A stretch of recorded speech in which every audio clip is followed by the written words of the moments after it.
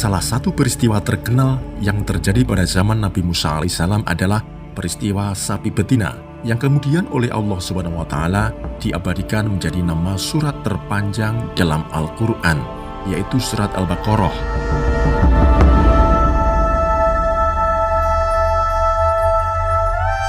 Mengutip riwayat dari Ubaidah As-Salmani, Ibnu Katsir dalam kitab tafsirnya menuturkan, di kalangan Bani Israel adalah seorang laki-laki kaya raya yang tidak punya anak. Satu-satunya ahli warisnya adalah anak saudaranya. Barangkali tidak sabar menunggu untuk mendapatkan warisan, maka sang kemenakan membunuh pamannya. Kemudian pada malam itu, dia mengangkat dan meletakkan jenazah pamannya di depan rumah seseorang dari Bani Israel. Besoknya sebagian masyarakat menuduh yang punya rumahlah sebagai pembunuhnya.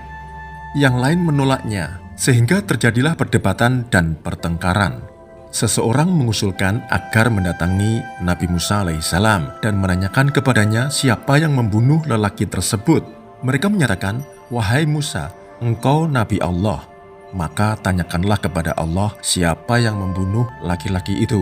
Lalu Nabi Musa memohon kepada Allah SWT. Allah kemudian menyuruh mereka menyembelih seekor sapi betina.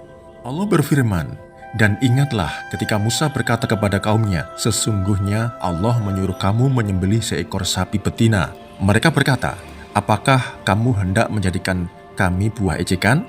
Musa menjawab, "Aku berlindung kepada Allah agar tidak menjadi salah seorang dari orang-orang yang jahil."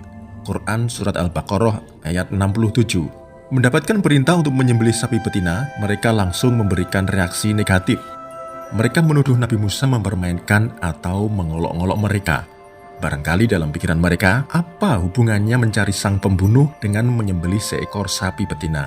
Sekalipun sudah banyak peristiwa hebat-hebat dan luar biasa mereka lalui bersama Nabi Musa, tetap saja Bani Israel belum mempercayai Nabi Musa sepenuhnya. Menerima tuduhan mengolok-olok, Musa berkata, "Aku berlindung kepada Allah agar tidak menjadi salah seorang dari orang-orang yang jahil." Dipilihnya sapi untuk disembelih bisa kita hubungkan dengan peristiwa penyembahan sebagian dari Bani Israel terhadap patung anak lembu yang dibuat oleh Samiri. Untuk mengikis habis sisa-sisa kultus terhadap sapi dari hati dan pikiran mereka, maka mereka diperintahkan untuk menyembelih sapi. Sebenarnya dengan mudah mereka bisa mencari seekor sapi mana saja, lalu menyembelihnya sesuai perintah Allah yang disampaikan oleh Musa. Tetapi mereka malah bertanya tentang sifat sapi yang akan disembelih itu. Allah berfirman, mereka menjawab, "Mohonkanlah kepada Tuhanmu untuk kami, agar Dia menerangkan kepada kami sapi betina apakah itu?" Musa menjawab, "Sesungguhnya Allah berfirman bahwa sapi betina itu adalah sapi betina yang tidak tua dan tidak muda. Pertengahan antara itu, maka kerjakanlah apa yang diperintahkan kepadamu." Quran Surat Al-Baqarah ayat 68. Setelah dijelaskan sapi yang akan disembelih adalah sapi yang tidak tua dan tidak muda, apakah mereka langsung mencarinya? Ternyata tidak. Mereka malah tanya lagi, "Warna apa?" Kemudian Allah berfirman, mereka berkata, "Mohonkanlah kepada Tuhanmu untuk kami, agar Dia menerangkan kepada kami apa warnanya." Musa menjawab, "Sesungguhnya Allah berfirman bahwa sapi betina itu adalah sapi betina yang kuning tua warnanya, lagi menyenangkan orang-orang yang memandangnya." Quran Surat Al-Baqarah ayat 69. Dengan terus bertanya, tugas mereka menjadi semakin berat. Tetapi mereka tidak menyadari itu, sehingga terus bertanya lagi, "Sapi kuning yang bagaimana yang harus mereka sembelih?" Allah berfirman, mereka berkata, "Mohonkanlah kepada Tuhanmu untuk kami, agar Dia menerangkan kepada kami bagaimana hakikat sapi betina itu. Karena sesungguhnya sapi itu masih samar bagi kami, dan sesungguhnya kami insya Allah akan mendapat petunjuk untuk memperoleh sapi itu." Quran Surat Al-Baqarah ayat 70. Mereka tidak segera menjalankan perintah, tapi malah terus bertanya. Sebenarnya sudah cukup jelas sifat sapi yang harus mereka cari, yaitu sapi betina yang tidak tua dan tidak muda, berwarna kuning menyenangkan. Cukup jelas sebenarnya, tapi dasar mereka tidak punya sikap patuh dan percaya sepenuhnya kepada Musa. Mereka terus bertanya, akhirnya ditambahkan satu sifat lagi dari sapi betina yang harus mereka cari dan sembelih.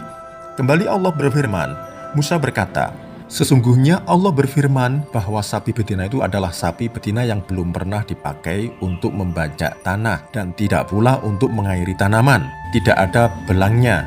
Mereka berkata, "Sekarang barulah kamu menerangkan hakikat sapi betina yang sebenarnya." Kemudian mereka menyembelihnya dan hampir saja mereka tidak melaksanakan perintah itu. Quran Surat Al-Baqarah ayat 71. Gara-gara banyak bertanya yang tidak perlu, tugas yang tadinya sederhana dan mudah dilaksanakan menjadi sulit. Semakin banyak mereka bertanya, semakin berat tugasnya. Al-Quran menyatakan betapa sulitnya mencari sapi betina yang sesuai dengan sifat yang disebutkan Allah Subhanahu wa Ta'ala. Hampir-hampir mereka tidak dapat melaksanakan perintah itu.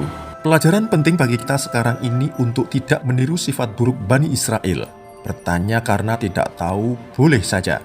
Bertanya untuk meminta penjelasan lebih lanjut terhadap hal yang samar-samar tentu juga tidak dilarang. Tetapi mempertanyakan sesuatu yang sudah jelas, sepertinya pertanyaan Bani Israel tentang sapi betina itu tentu akan mempersulit diri sendiri. Setelah menceritakan tentang perintah menyembelih seekor lembu betina yang disampaikan oleh Musa kepada Bani Israel, dan bagaimana Bani Israel banyak tanya tentang sifat sapi yang disembelih itu, barulah Allah SWT menyebutkan latar belakang kenapa perintah itu diberikan, yaitu untuk mengungkap kasus pembunuhan yang terjadi pada waktu itu.